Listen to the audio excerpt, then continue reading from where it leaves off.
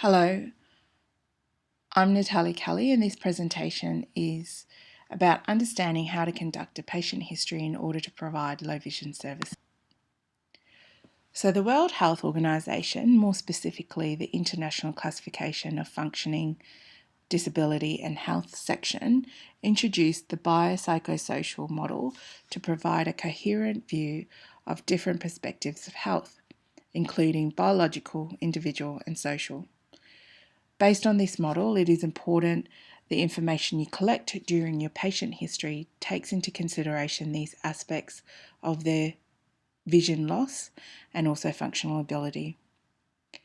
The diagrammatic model shown here on this slide shows that the disorder or the disease, such as age-related macular degeneration, affects not only the individual's biological structure, the macula, but also impacts on their ability to perform the task or actions, such as reading, as well as limiting their participation in the task, so an avid reader is unable to read for pleasure or the task is no longer pleasurable. This model also takes into consideration the interaction between the health condition and the contextual factors. Environmental factors are considered to be external influences such as social attitudes, government structures such as My Aged Care or the NDIS to receive services that are in place, or the actual terrain of the environment in which they live. Personal factors considered are a person's age, gender, coping style, cultural background, and their past and current experiences. The low vision examination begins with an extensive history. There is a review of the patient's general medical and ocular history, as well as emphasis on the functional difficulties they are experiencing to perform certain activities of daily living.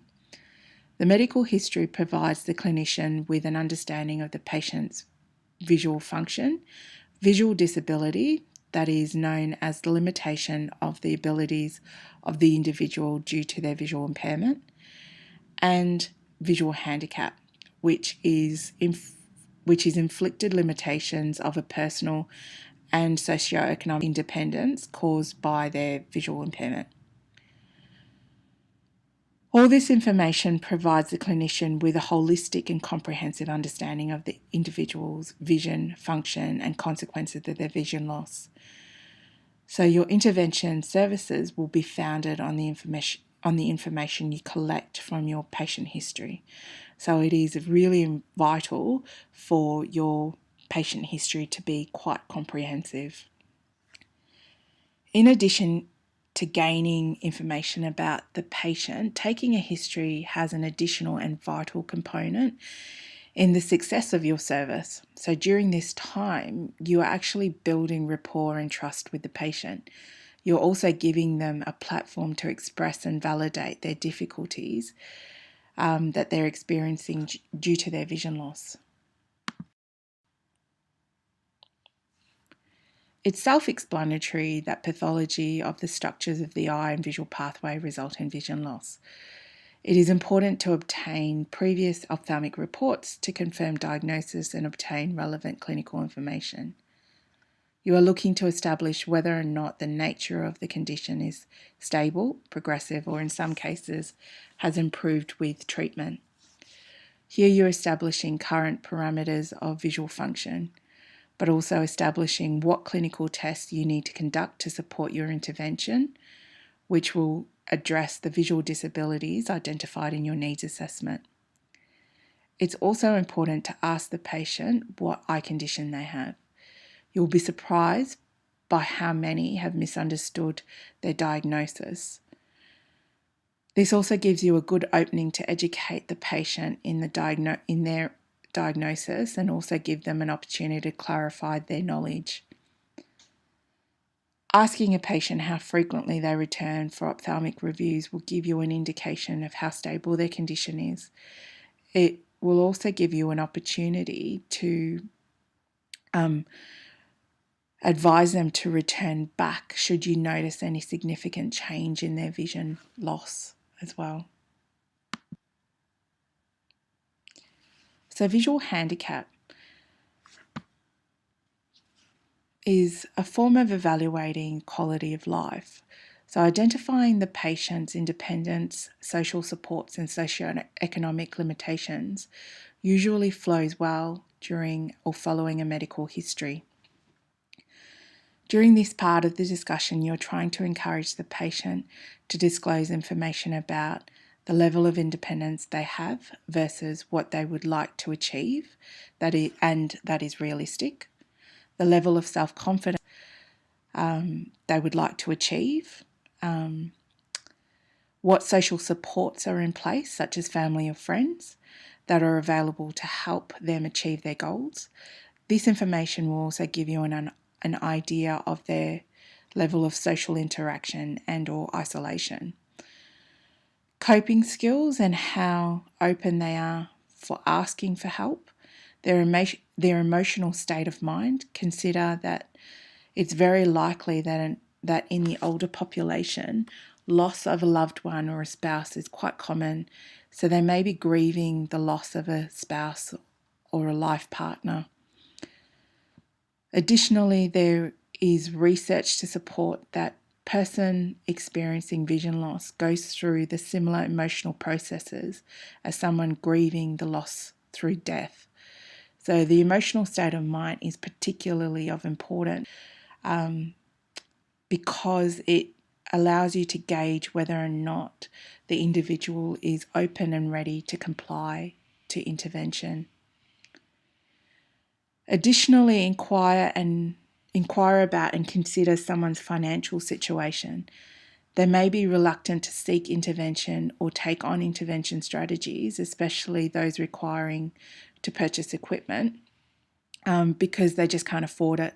The financial cost for receiving services goes beyond just purchasing equipment or paying for the service, but also consider their travel costs. So due to their vision loss, they might not be able to drive or have a family member bring them to appointments. So they either have to catch public transport or hire a taxi.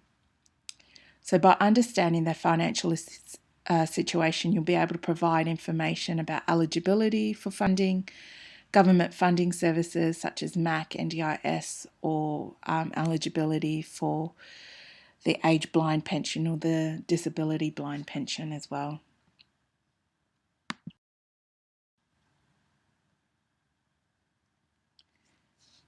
So visual disability, visual function, this component of the patient history is the primary concern of the patient.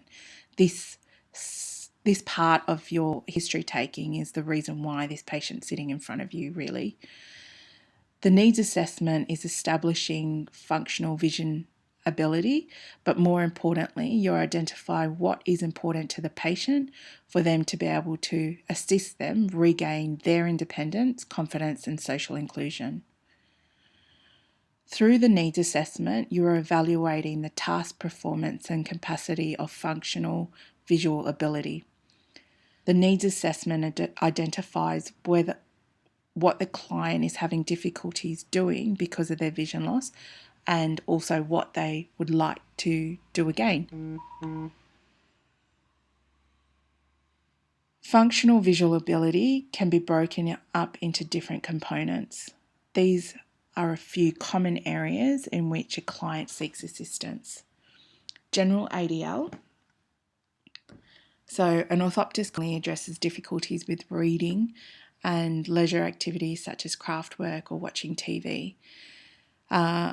Other general ADLs would be preparing meals, self-care, such as being able to put on makeup, for example. Orientation and moving through familiar and unfamiliar environments are also a difficulty for some people with vision impairment. Part of this also is their ability to adapt to their vision loss. Clients particularly have difficulty with managing stairs and gutters. Additionally, assessing technology or adaptive technology is becoming an increasing factor. So technology is now a very accessible avenue to obtaining information and assist with social inclusion, such as Facebook or Twitter. Social interaction, such as recognising faces and nonverbal cues, patients will come to you with difficulties with. Environmental adaptations, including glare sensitivity, like dark adaptations, or moving through light conditions in their environment. So you can talk to them about improving the general light in their home, in their bathroom, and look at task lighting for reading and craft tasks and those kind of things. When conducting a needs assessment, there are a couple of things you need to be aware of. The client is not only letting you know about their difficulties, but they're also letting you know about their expectations of what they would like the outcome to be. So part of your role here is to work with the client and establish realistic goals and expectations of the interventions that you're going to be looking at.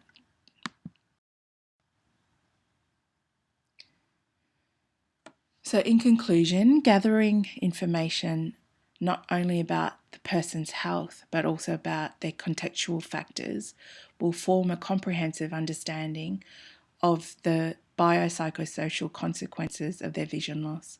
The information gathered in your patient history will prove to be the foundations on which you decide the approach will be and the type of intervention will require to meet their needs. Thank you very much.